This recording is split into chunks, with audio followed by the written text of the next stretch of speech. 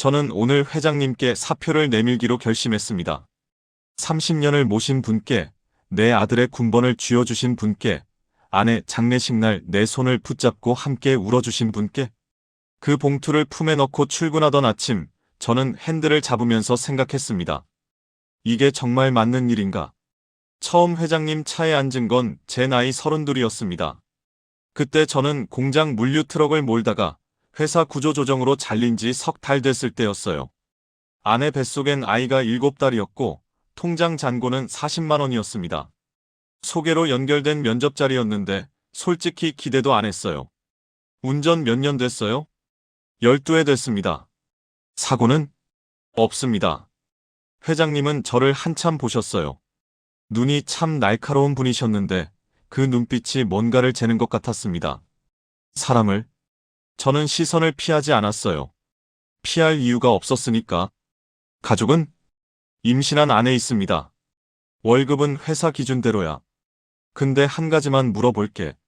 내가 자정에 전화해도 나와줄 수 있어요? 저는 잠깐 생각했습니다.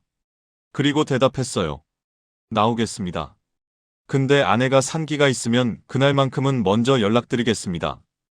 회장님이 처음으로 웃으셨어요. 솔직하네. 그럼 됐어. 그렇게 시작됐습니다. 그해 겨울, 아들 민준이가 태어났습니다.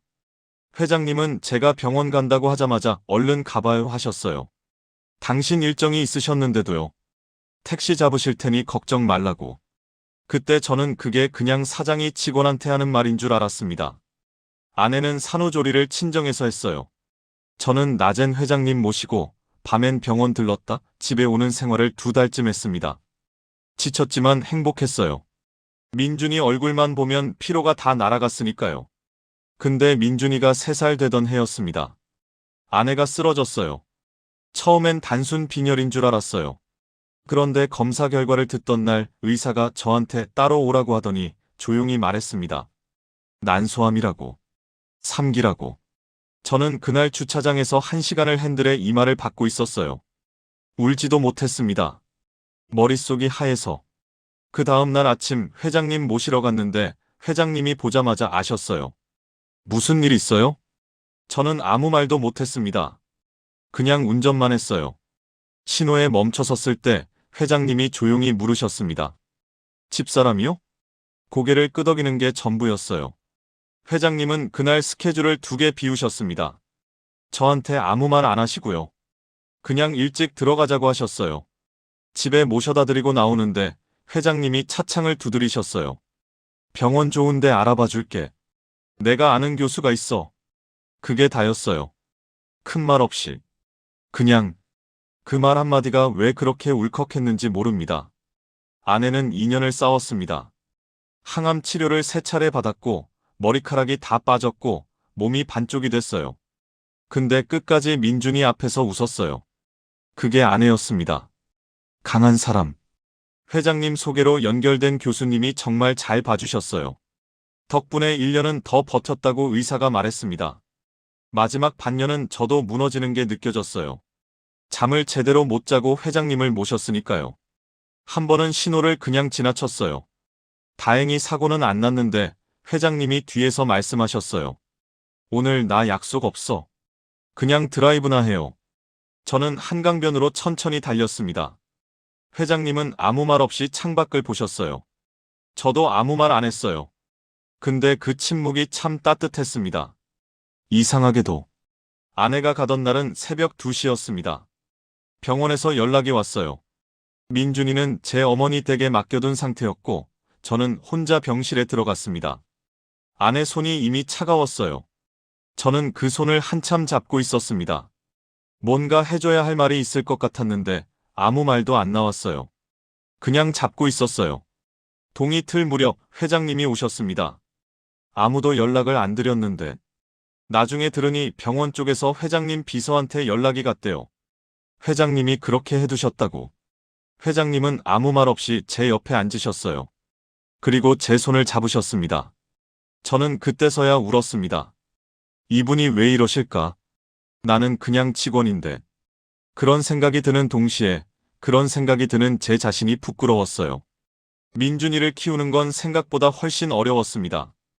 혼자 아버지 노릇을 한다는 게, 엄마가 없는 아이 곁에서 아버지가 새벽에 나가고 밤에 들어오는 삶이. 학교 참관 수업이 있는 날 제가 못 간 적이 있어요. 회장님 일정이 겹쳤거든요. 그날 밤 민준이가 밥을 안 먹었어요. 제가 왜 안 먹냐고 했더니 아빠 바빠서 못 온 거 알아. 괜찮아. 5살짜리가 하는 말이 괜찮다고. 저는 그날 민준이 재운 뒤에 화장실에서 울었습니다. 아이한테 괜찮다는 말을 배우게 한 게 너무 미안해서. 다음 날 회장님한테 말씀드렸어요. 드릴 생각이 없었는데 회장님이 또 눈치를 채셨어요. 민준이 때문에? 죄송합니다. 어제 학교 행사가. 다음엔 미리 말해요. 내가 일정 조정하면 되니까. 그게 다였어요. 타박도 없고 가르침도 없었어요. 그냥 그렇게 하면 된다고. 그 뒤로 저는 민준이 관련 일은 미리 여쭤봤어요. 그리고 회장님은 거의 매번 맞춰주셨습니다. 한 번도 내색 안 하시고. 나는 이분한테 진 빚을 어떻게 갚나. 그 생각을 하면서 더 열심히 운전했어요. 그것밖에 할 수 있는 게 없어서. 민준이는 잘 컸습니다. 어머니를 많이 닮았어요. 눈빛이 맑고 말이 없고 한번 마음먹으면 끝까지 하는 아이였어요. 고등학교 때는 공부도 잘했고요. 대학을 좋은 데 붙었을 때 저는 솔직히 실감이 안 났어요. 합격 문자를 보고 멍하니 있는데 민준이가 와서 옆에 앉았어요. 아빠, 엄마한테 말해줘야 하는데. 저도 그 말을 하고 싶었어요. 당신이 못 본 걸 내가 봤다고. 이 아이가 이렇게 됐다고. 회장님한테 이야기했더니 그날 저녁 식사를 사셨어요. 셋이서. 회장님이랑 저랑 민준이랑. 민준이가 회장님한테 어색해하는데 회장님이 특유의 눈빛으로 민준이를 보시더니 어머니 많이 닮았네. 민준이가 눈을 크게 떴어요. 회장님이 저희 어머니를 아세요? 사진으로. 내 아버지가 지갑에 갖고 다녀. 저는 괜히 민망해서 고개를 돌렸어요. 그 자리에서 민준이가 회장님한테 고맙다고 인사했어요. 그동안 아버지 도와주셔서 감사하다고. 저는 아들 뒤통수를 보면서 생각했어요. 잘 컸다. 근데 회장님 댁은 좀 달랐습니다. 회장님의 아드님 재현 씨가 있었어요. 어릴 때부터 영리한 아이였어요. 눈이 빛났고 말도 잘했고. 그런데 어느 날부터 뭔가 어긋나 있는 것 같았습니다. 회장님이 바쁘신 분이잖아요. 새벽에 나가서 밤늦게 들어오시고, 사모님도 사회활동이 많으셨고, 재현 씨가 집에 혼자 있는 날이 많았어요.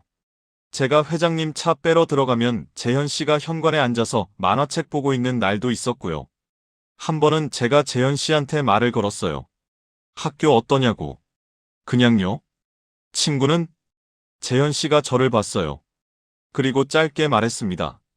저 회장 아들이잖아요. 저는 그 말이 무슨 뜻인지 바로 알았어요. 그게 무슨 뜻인지. 그 나이에 그런 말을 입에 달고 사는 아이가 어떤 애들 사이에서 살고 있는지. 재현 씨가 좀 더 크면서 말썽이 생기기 시작했어요. 처음엔 학교 사고였어요. 싸움이 났는데 알고 보니 재현 씨가 먼저 건 게 아니었어요. 근데 언론에 회장 아들 사고라고 나왔죠. 회장님이 무척 속상해하셨어요.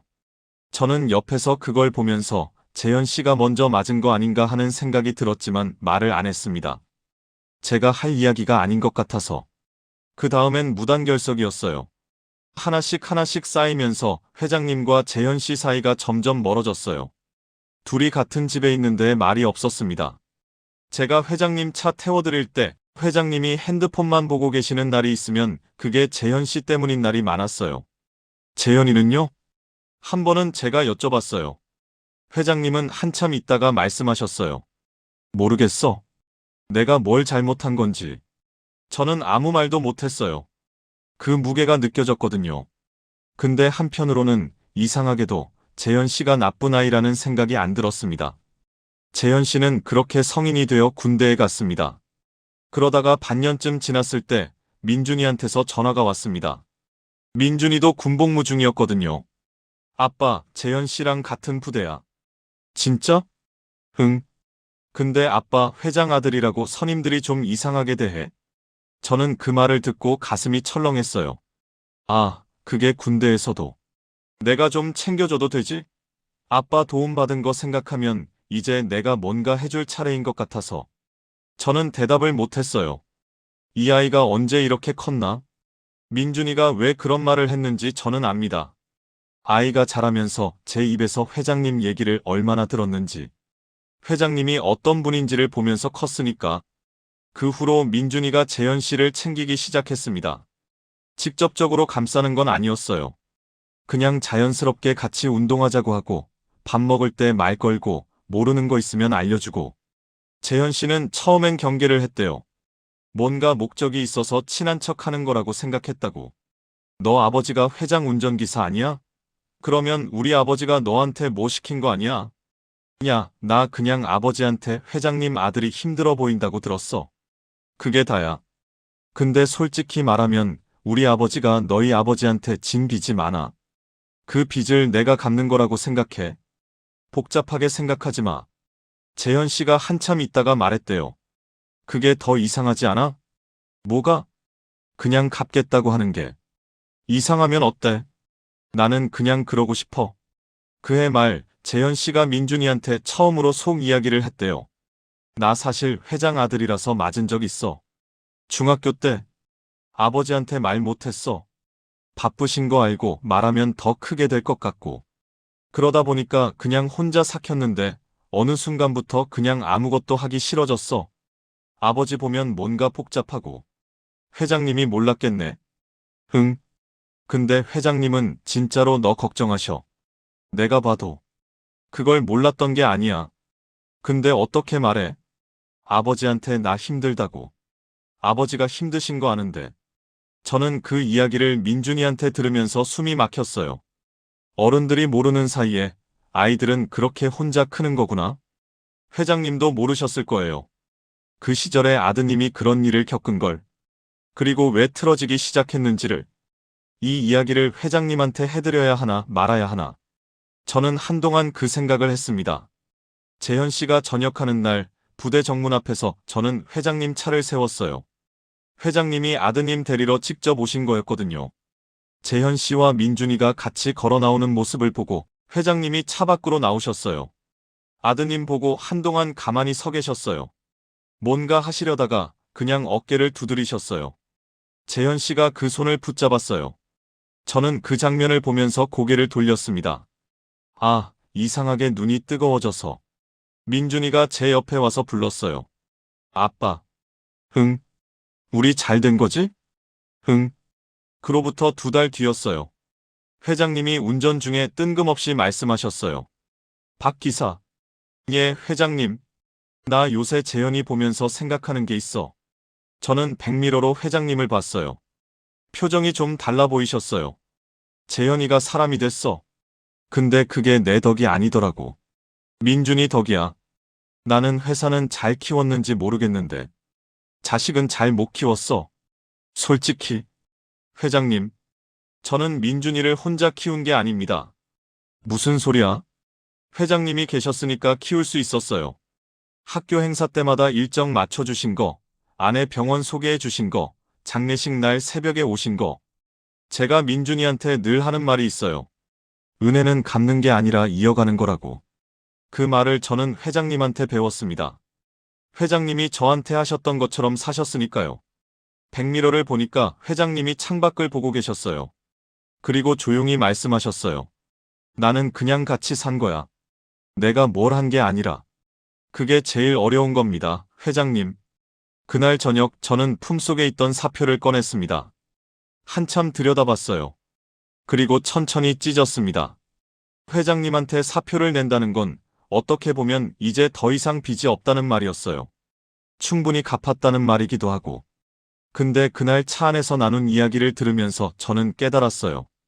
우리 사이에 주고받은 게 빚이 아니었다는 걸. 그냥 같이 산 거였어요. 민준이가 재현 씨한테 말한 것처럼 나는 그냥 그러고 싶어서 한 거라고. 그게 전부라고. 그리고 그 전부가 결국 가장 큰 것이었습니다. 저는 찢어진 봉투를 쓰레기통에 버리고 잠자리에 들었어요. 내일도 회장님 차를 몰아야 하니까